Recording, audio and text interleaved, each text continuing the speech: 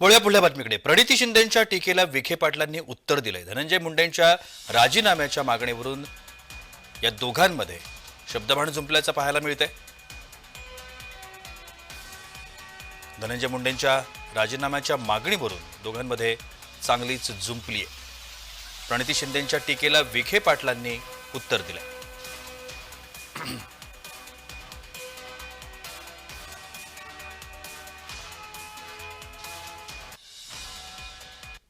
राजीनामा झाला पाहिजे असं वाटतं. 100% झालाच पाहिजे. जर ते ह्या प्रकरणात पूर्ण प्रकरणात ते आहेत असं दिसून येते एकंदरीत.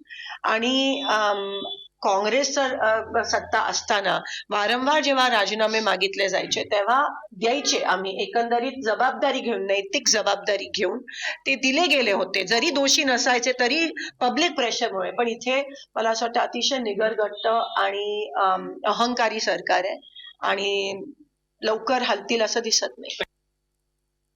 कोणी राजीनामा मागितला म्हणून दिला पाहिजे असं नाही आहे. सत्य काय आहे, वास्तव काय आहे, म्हणून तो SIT नेमली ना. IG रँकच्या एक वरिष्ठ अधिकाऱ्याची SIT 10 अधिकाऱ्यांची नेमलेली आहे. अहवाल येईल सरकार, तो अहवाल तर पब्लिक डोमेनमध्ये येणार आहे, त्यावेळी निर्णय होईल काय व्हायचं.